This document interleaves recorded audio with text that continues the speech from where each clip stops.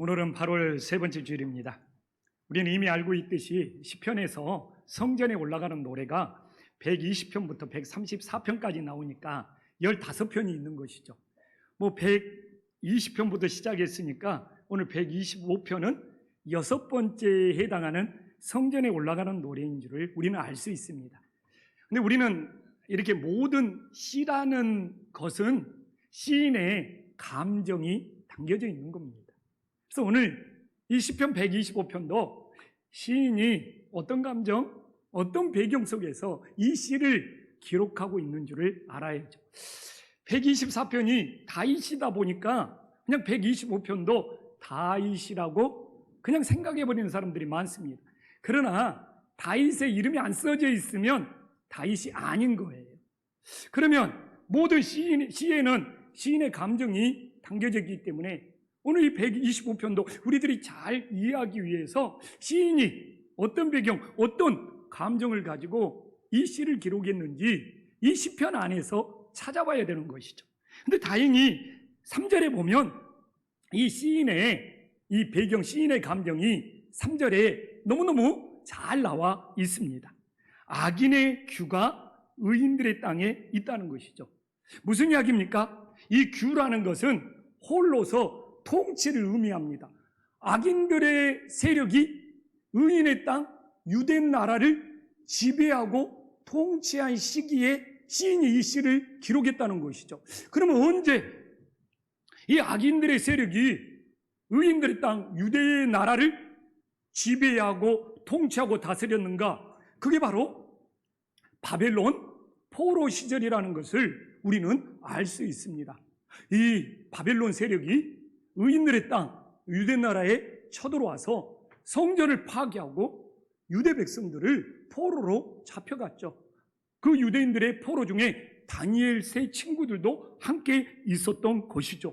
그러다 보니까 오늘 시편의 말씀처럼 유대 백성들의 믿음이 흔들리는 거예요. 하나님, 어떻게 악인의 세력이 와서 성전을 파괴하고 또 다니엘 같은 그런 지혜로운 자들이 바벨론 포로로 다 붙잡혀가고 도대체 하나님이 살아있습니까? 하면서 그들의 믿음이 흔들리는 거예요. 지금도 이렇게 코로나 때문에 또 자연의 재앙 때문에 우리들의 믿음이 흔들리고 있는 것처럼. 그래서 시인은 그런 유대 백성들의 마음을 알고 이렇게 흔들리는 그들의 믿음을 붙잡아 주시기 위해서 성령의 감동을 받아 오늘 이 시편 말씀을 기록하고 있는 거예요. 그래서 오늘 이 시편을 통하여 혹시 나도 흔들리는 믿음은 없는지 깨닫고 우리들이 어떻게 주님을 바라봐야 주님께서 우리들의 믿음을 붙잡아 주시고 인도해 주시는지 오늘 시편 말씀을 통하여 잘 깨닫고 우리들의 삶에 적용할 수 있는 은혜로운 시간이 될 수 있기를 간절히 소망합니다. 그래서 시인은 믿음이 흔들리는 유대 백성들에게 오늘 1절에 여호와를 의지하라고 권면을 하고 있습니다. 여기서 여호와를 의지한다는 것은 무엇입니까? 하나님께 완전히 내어 맡기라는 겁니다. 그러니까 너희들의 믿음이 흔들리고 있는 것은 하나님께 온전히 내어 맡겨서 의지하지 못하기 때문에 흔들린다는 겁니다. 이게 신앙이 어중간하면 흔들린다는 거예요. 만약 너희들이 하나님께 너희의 모든 것을 온전히 내어 맡겨 의지했으면 흔들리지 않았을 텐데. 그렇기 때문에 오늘 하나님을 의지하여 온전히 내어 맡기면 1절 후반부에 어떻게 나와 있습니까? 시온산이 흔들리지 아니하고 영원히 있음 같다는 겁니다. 왜 굳이 시온산입니까? 하나님이 함께한다는 것을 강조하기 위해서. 시온산에는 늘 하나님이 임재하고 함께한다는 그 의미가 있지 않습니까? 그래서 너희들이 온전히 내어 맡겨 하나님을 의지했으면 시온산이 흔들리지 않는 것처럼 하나님께서 너희를 두르시고 지켜주신다는 것을 우리들에게 보여주고 있는 것이죠. 그런데 그래서 시에는 늘 감정이 담겨져 있다고 그러지 않아요. 그렇기 때문에 시인은 정말 산에 있는 나무들이 흔들릴 수는 있어도 그 산 자체가 흔들릴 수는 없다는 것을 전해주고 있는 거예요. 그러니까 나무와 같은 유대 백성들이 흔들린다고, 시온산 같은 하나님이 흔들리는 곳으로 착각하지 말라는 메시지를 전해주고 있는 것이죠. 늘 나무가 조금 흔들린다고, 응? 산 자체가 흔들려서 어떻게 되지 않고 늘 시온산은 변함없이 영원히 자신의 자리를 지키고 있기 때문에 시온산 같은 하나님을 의지해라는 것이죠. 그런데 오늘날도 동일하지 않습니까? 내 마음이 흔들리면 내 인생이 흔들리는 것처럼 보이고 내 가정이 흔들리는 것처럼 보인단 말입니다. 또 내 믿음이 흔들리면 막 하나님이 없는 것처럼 흔들리고 막 교회도 흔들려서 어떻게 될 것 같은 그런 마음이 든다는 것이죠. 그래서 이 시인은 시온산 같은 하나님은 흔들릴 리가 없다. 우리들이 잠시 흔들린다고 내 주변에 있는 것들이 다 흔들리는 것이 아니기 때문에 오히려 하나님을 의지하고 온전히 내어 맡김으로써 시온산 같은 하나님과 함께하라는 이 권면의 말씀을 오늘 우리들이 잘 기억할 수 있기를 간절히 소망합니다.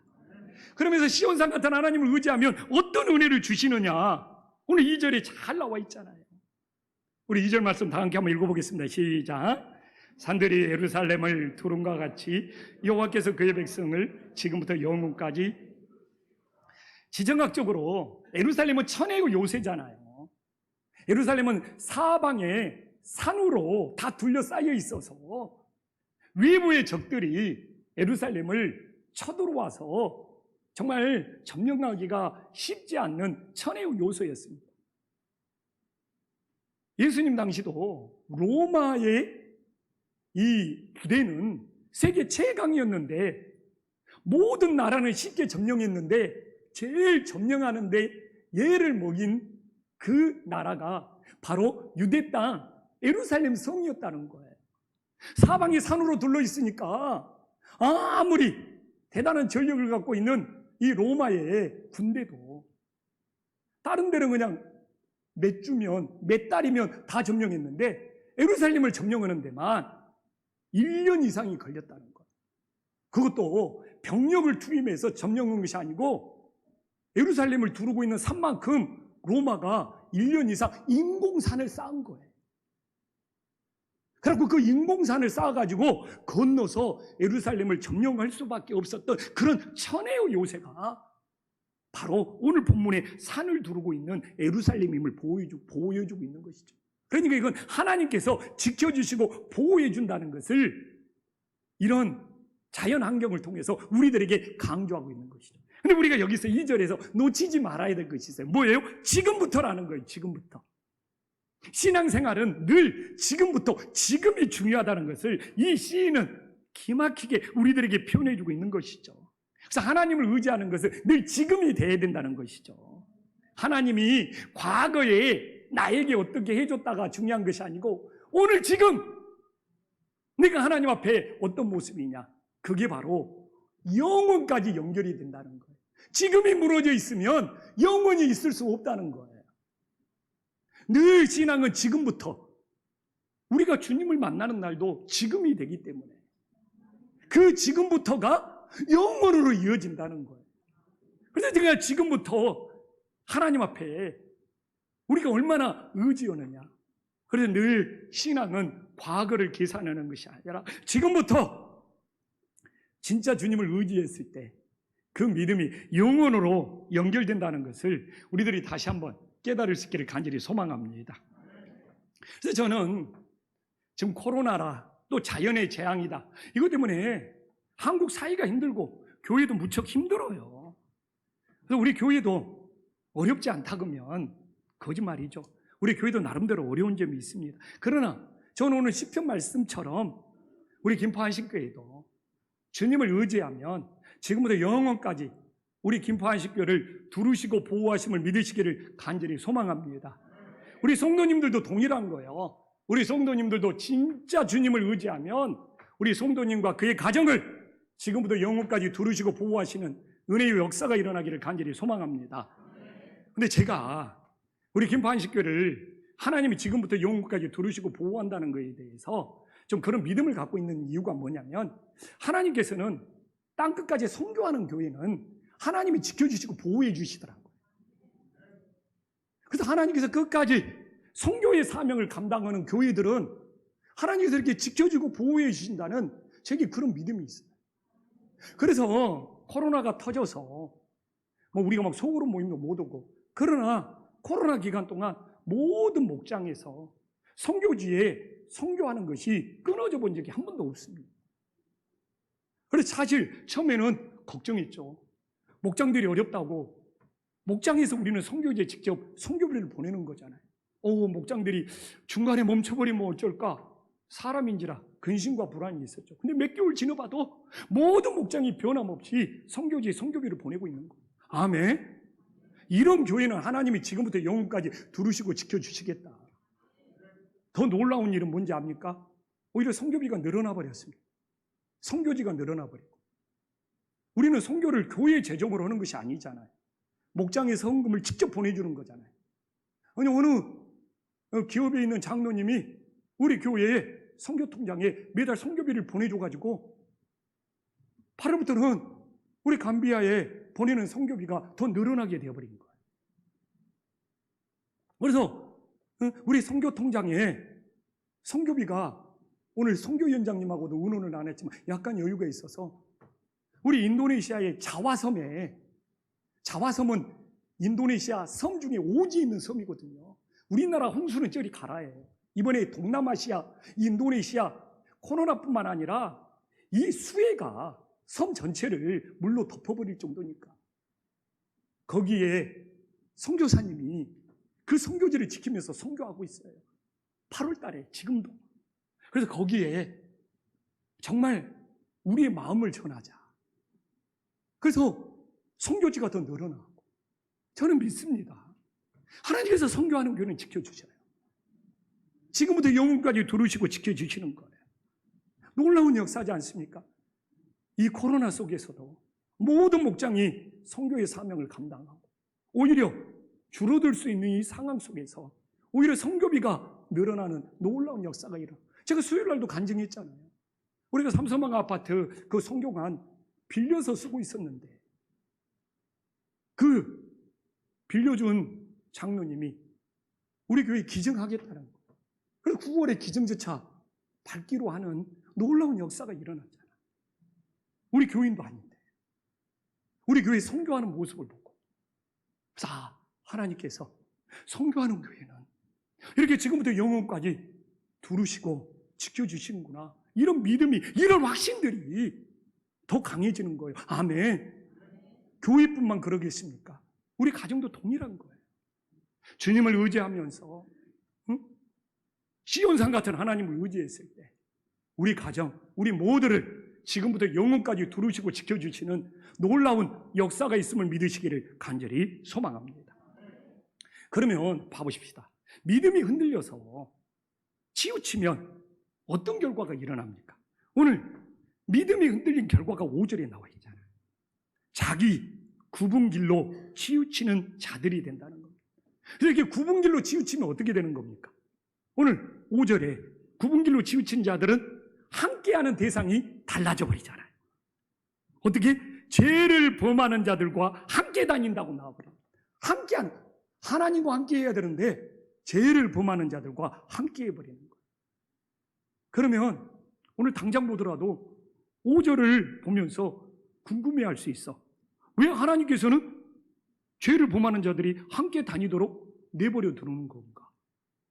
그럴 수 있잖아요. 지금 하나님이 구분자들과 함께하지 못하도록 막아줘야 되는데 왜 내버려 두는 건가 궁금할 수 있잖아요. 근데 여기에 더 큰 메시지가 있어요. 이 구분길로 가는 자들은 마음이 굽어 있다는 겁니다. 그런데 이렇게 마음이 굽어 있는 사람들은 하나님도 어떻게 할 수가 없다는 거예요. 우리 굽어 있는 마음을 고치기 전에는. 근데 우리 인생을 살면서 또 성장 과정 속에서 한번 마음이 굽어버리면 하나님도 그 굽어있는 마음을 가지고 굽어있는 길로 가는 것을 하나님이 아무리 메시지를 전하고 말씀을 전하고 그래도 그걸 막을 수 없다는 것을 이 시편을 통해서 우리들에게 전해주고 있는 거예요. 그 굽은 마음을 고치기 전에는 어떻게 할 수가 없다는 겁니다. 그래서 이미 4절에 나와 있잖아요. 여호와여 선한 자가 나오고 마음이 정직한 자들.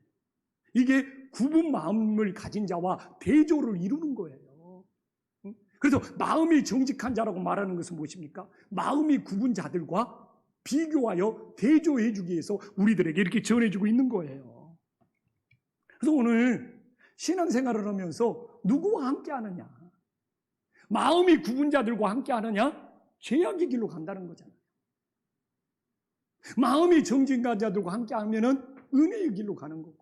그래서 신앙도 그렇습니다. 마음이 굽어 있는 자들과 자꾸 함께 하면 불평을 배우게 돼요. 그러나 마음이 정직한 자들과 함께 하면 뭘 배우게 되는 거예요? 감사를 배우게 되는 겁니다. 이건 어쩔 수가 없는 거예요. 오늘 시편에서 그렇게 하고 있잖아요. 그래서 나는 신앙생활을 하면서 무엇을 배우고 있는가? 감사를 배우고 있으면 하나님이 함께하는 자들과 어울리고 있는 거고, 불평을 배우고 있으면 마음이 굽은 자들과 내가 자꾸 함께하고 있다는 것을 오늘 시편 말씀은 우리들에게 깨닫게 해주고 있는 거예요. 목회자의 세계도 똑같습니다. 누구와 함께하느냐에 따라서 영향을 받는 거예요. 그래서 저는 정말 좋은 친구들과 좋은 목회자들과 함께 했던 것이 너무 감사해요. 모이면 기도했거든요. 그냥 우리 친구 목사들이 교회 부임받거나 교회 개척을 하면 우리 동기 목사들이 어울리는 함께하는 목사들이 함께 찾아다녔는데 어디서 만나서, 예를 들어 수원에서 만나서 원주에서 교회를 시작했어요. 차 타고 가는 내내 운전하는 목사 빼놓고 나머지 목사들은 차 안에서 찬양 부르면서 합심 기도를 하면서 갔다니까요. 누구랑 함께 하느냐가 이렇게 중요하더라고요. 그러니까 그 원주에서 개척한 그 교회에 들어갈 때부터 막 성령이 충만하고 뜨거운 거예요. 그냥 원주까지, 수원에서 원주까지 가면서 차 안에서 한 번도 안 쉬고 그냥 하나님 앞에 합심 기도하고 그냥 찬양 기도하고. 그래서 이렇게 인생이라는 것은 누구와 함께 하느냐, 굽은 마음을 가진 자들과 함께 하느냐, 하나님을 사랑하는 자들과 함께 하느냐, 이게 불평의 인생이 되느냐, 원망의 인생이 되느냐, 아니면 감사의 인생이 되느냐, 찬양의 인생이 되느냐를 정말 뼈저리게 체험하면서 정말 여기까지 살아오고 있습니다. 정말 우리 모든 성도님들은 마음이 굽은 자들이 아니라 마음이 정직한 자와 함께함으로써 감사를 배우고 은혜를 배울 수 있는 믿음의 자녀들이 되기를 간절히 소망합니다. 또한 굽은 길로 치우치면 오늘 5절의 최종 결론이 뭡니까? 지금 이스라엘에게 평강이 있을지어다고 말하고 있어요. 이 의미는 뭡니까? 굽은 길로 치우치면 평강은 없게 된다는 겁니다. 그래서 오늘 시편의 흐름은 이스라엘 백성들이 굽은 길로 치우치지 말고 정말 하나님의 평강이 계속 있었으면 좋겠다, 이렇게 시편을 결론 맺고 있는 것이잖아요. 그래서 시인은 마음이 굽어지면 우리 인생에 평강이 없고, 마음이 정직하면 오늘 3절에도 나와 있잖아요. 마음이 굽어지면 죄악에 손을 대지만 마음이 정직하면 죄악에 손을 대지 않는 자라는.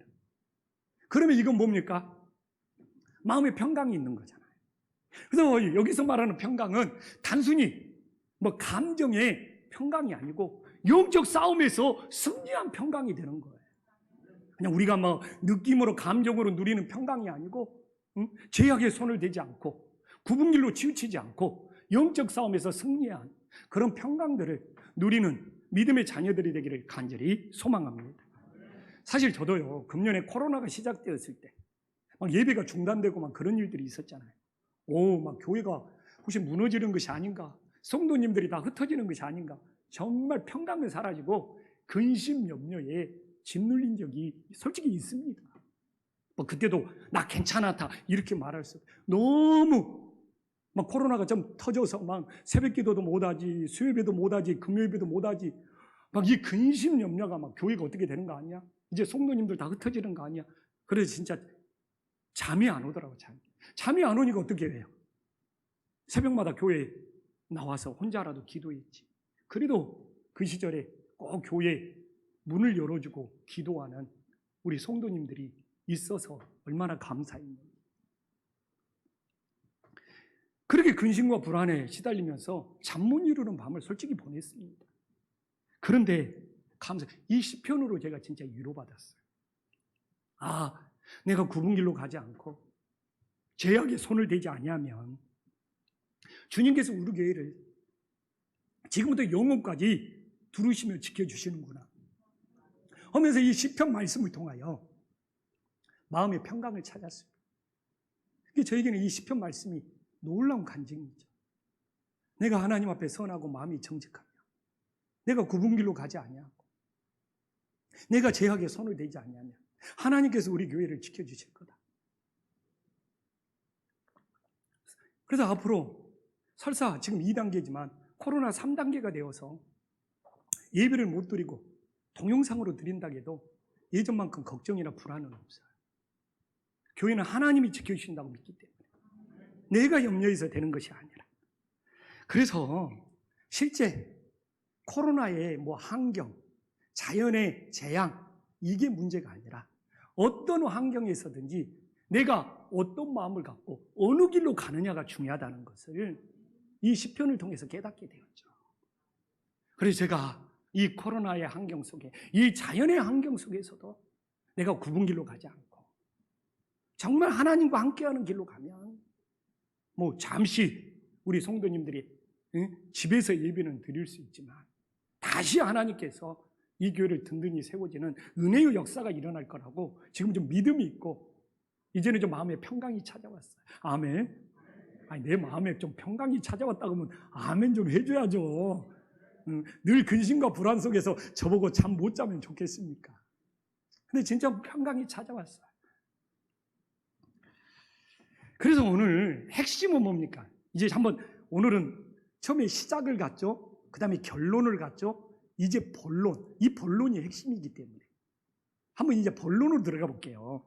굽은 길을 치우치는 가장 큰 이유는 뭡니까? 죄악에 손을 댄다는 거잖아요. 그래서 오늘 3절에 보면 오늘 본문의 영적인 싸움은 의인들이 죄악에 손을 대냐 손을 대지 않느냐예요. 근데 악인들의 규, 바벨론 세력이 자꾸 죄악에 손을 대게 만드는데 의인들이 끝까지 이 바벨론의 악한 세력, 악한 규에 죄악에 손을 대지 않을 수 있느냐가 오늘 시편의 핵심이 되는 것이죠.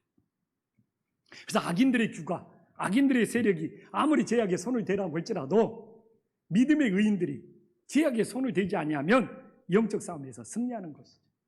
여기서 죄악에 손을 대지 않는다는 것은 하나님의 뜻이 아니면 동조하지 않는다는 거예요. 아멘. 그러니까 예를 들면 악인들의 규, 이 바벨론 세력이 우상을 섬겨라고 하는 거예요. 그런데도 주님의 뜻이 아니기 때문에 그 우상을 의인들이 섬기지 않은 거예요.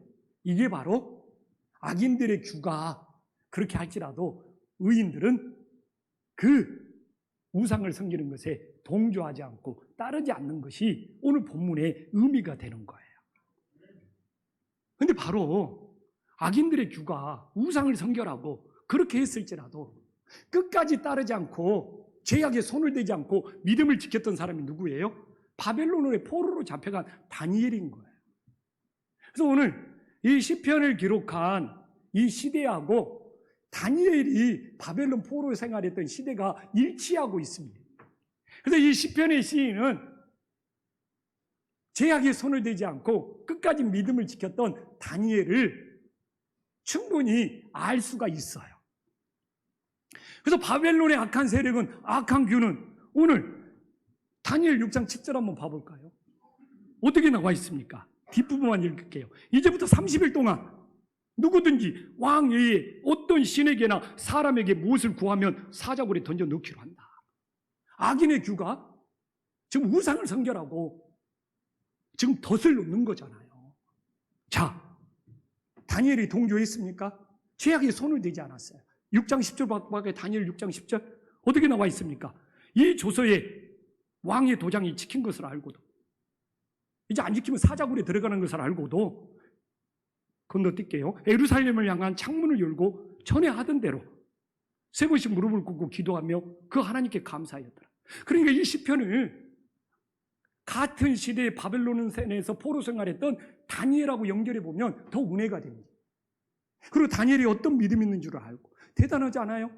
악인의 규가 지금 악인의 세력이 다니엘을 죄악에 손을 대게 만들려고 해. 그러면 사자굴에 들어가서 죽어요. 그걸 알고도 기도했다는 것은 오늘 본문으로 들어오면 굽은 길로 가지도 않는 거고 죄악에 손을 대지도 않는 거고, 그렇게 되면은 다니엘에게 악인의 귀의 세력이 힘을 못 미치는 거예요. 이 시대에 우리가 죄악의 세력에게 손을 대고 동조하기 때문에 그것에 끌려가는 것이지, 내가 동조하지 않냐면 악인의 세력은, 사탄의 세력은 우리에게 힘을 미치지 못함을 깨달으시기를 간절히 소망합니다. 그러니까 왜 막 가룟 유다 같고, 왜 가룟 유다는 예수님을 팔았냐 억울하다 그러는데, 가룟 유다가 동조한 거예요. 그 악인의 세력에 동조해서 거기에 끌려간 가룟 유다의 그 모습에 대해서는 하나님의 심판을 받을 수밖에 없는 거예요. 오늘 다니엘처럼 그 악인의 세력에 끌려가지 않고 동조하지 않는 것이 죄악의 손을 대지 않는 거거든요. 우리 교회도 몇 년 전에 이단 신천지가 들어왔습니다. 6개월 동안 우리 교회에 대해서 그렇게 원망하고 불평하고 담임 목사 그렇게 비방을 했나 봐요. 근데 우리 한신교회 성도는 누구도 동조하지 않더라는 거예요. 그 이단의 그런 말들에 한신교회 성도들은 동조했으면 우리 교회가 어떻게 됐을지 모르죠. 뭐 수십 명이 신천지로 빠져나갔다든지 무슨 교회가 문제가. 근데 6개월 동안 누구도 동조를 하지 않는 거예요. 그런 이야기를 편지로 써서 내 목양실에 편지로 넣어놓고 갔더라니까요.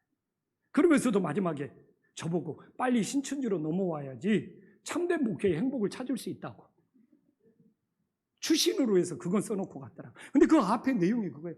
자기가 한신교회 6개월 동안 있었지만 그렇게 찔러봤지만 동조하는 성도들이 없다.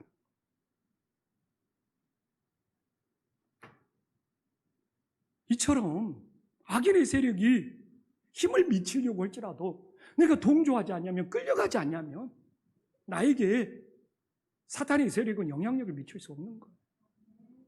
왜 우리 교회 한신교회가 평안하냐? 누가 그냥 우리 한신교회 트집이라는 것은 없는 것 갖고 말하는 거잖아요. 트집을 잡으더라도 거기에 동조하는 사람이 없기 때문에 힘을 잃어버리는 거예요. 막 동조하면 들고 일어나겠죠. 그래서 참 이 시편도 그렇고 같은 시대에 살았던 이 다니엘을 보면서도 죄악에 손을 대지 않는 것, 그럴 때는 사단도 악한 세력도 우리에게 어떻게 할 수 없다. 이 믿음으로 영적 싸움에서 승리할 수 있기를 간절히 소망합니다. 그럼 여기서 우리가 하나 묵상해 받을 것이 있잖아요. 다니엘 6장 10절입니다. 다니엘은 전에 하던 대로, 이게 믿음의 원동력이죠. 전에 하던 대로 기도했던 것이 어떤 상황에서도 흔들리지 않고 하나님을 의지했던 것이 되는 거잖아요. 그 믿음을 보여주는 것이잖아요. 그래서 우리가 코로나 때문에 우리가 신앙생활하면서 하나님 만나는 것이 전에 하던 대로가 무너지고 있는 것이 없는지 점검해 봐야죠. 이게 하나님의 말씀을 나에게 연결시키는 거잖아요. 다니엘은 그런 어려운 환경 속에서도 전에 하던 대로의 그 믿음을 지켰는데, 나는 혹시 코로나 때문에 전에 하던 대로가 무너지고 있는 모습은 없는지 정말 돌아보는 것이 하나님의 말씀을 나에게 적용하는 거죠. 근데 그러면 불만을 터뜨릴 수 있죠. 코로나 때문에 교회에 나올 수 없는데 우리 보고 어쩌란 말입니까? 오늘도 집에서 영상으로 예배드리는 사람이 불평을 터뜨릴 수 있죠. 근데 하나님 말씀 잘 봐야 돼요. 저는 그런 의도 아니에요. 다니엘 6장 10절 한번 다시 한번 봐볼까요? 집에 돌아가서. 다니엘이 교회에서 했다는 이야기가 아니에요. 나와 있죠. 집에 돌아가서. 이 코로나 시대에는 집에 있을 때 더 잘해야 돼요. 아멘? 그렇잖아요. 집에 돌아가서. 그러니까 지금 뭐 교회에서 예배드리냐 집에서 예배드리냐 이게 중요한 것이 아니에요. 전에 하던 대로 하나님을 향하여 간절히 예배하고 기도할 수 있느냐, 이것이 중요한 것이지. 그렇잖아요. 그래서 저는 이런 본문이 중요하다고 생각을 합니다. 지금 뭐 교회에 와서 전에 하던 대로 하지 않는다고 정죄하는 것이 아니고, 교회든 집에든 다니엘은 집에 돌아가서 전에 하던 대로 믿음을 지켰으니까 더 진짜가 되는 것이죠. 내가 지난주에도 이야기했잖아요. 교회에서나 교회 밖에서나 동일할 때 외식이 아니고 진짜 믿음이라고 다니엘이 보여주는 거 아니에요? 집에서 돌아가서도 전에 하던 대로 기도할 수 있었다. 이게 진짜 믿음이 된다는 것을 우리에게 보여주고 있음을 깨달으시기를 간절히 소망합니다. 그런데 봐보십시오. 참 6장 7절에 보면 30일 동안만 나와요. 야, 교묘해. 그러니까 다니엘이 눈 찔끔 감고 30일만 참으면 아무 일이 없던 것처럼 지나갈 수 있었어요. 지금 코로나가 몇 개월째 지속되고 있잖아요. 30일. 지금 생각해 보면 별거 아닌데. 그리고 분란도 안 만드는데. 왜 다니엘은 그 30일을 참지 않고 집에 가서 전에 하던 대로 이렇게 기도를 했을까? 이게 중요한 메시지를 전해주고 있는 것이죠. 이게 바로요. 하나님께서 다니엘에게 묻고 있는 거예요. 누구를 더 사랑하고 의지하고 있는 거예요. 만약 나 30일만 참아야지 하면서 전에 하던 대로를 30일 동안 멈췄으면 다니엘은 하나님을 더 사랑하고 더 의지하는 것이 아니라 자기를 더 사랑하고 자기를 더 의지하는 거예요. 30일만 참으면 내 생명 지킬 수 있지 하면서. 그러면 30일이 지나더라도 다니엘은 한평생 그 죄책감에서 벗어날 수가 없는 거죠. 그래서 다니엘은 내 자신보다도 하나님을 더 사랑하고 의지했기 때문에 30일을 멈출 수가 없었던 거예요. 우리는 지금 나 코로나 끝나면 다시 다 할 거야. 이런 이야기들이 굉장히 많습니다. 꼭 교회 와서 하라는 이야기가 아닙니다. 오히려 집에 가서 더 잘해야 돼요. 집에 가서도 하나님 앞에 전에 하던 대로 믿음을 지키는 것이 더 중요한 거예요. 누구를 더 사랑합니까? 어떻게 보면 이 코로나가 자연의 재앙이 오늘 시편 말씀을 통하여 다니엘을 통하여 우리들에게 묻고 있습니다. 정말 이 시기에 나보다도 하나님을 더 사랑하고 하나님을 더 의지하는 그 믿음을 통과하여 하나님께서 우리를 흔들리지 않고 영원히 붙들어 주시는 하나님의 축복이 우리 교회와 우리 가정과 우리 성도님들에게 함께 있기를 간절히 소망합니다. 기도하겠습니다.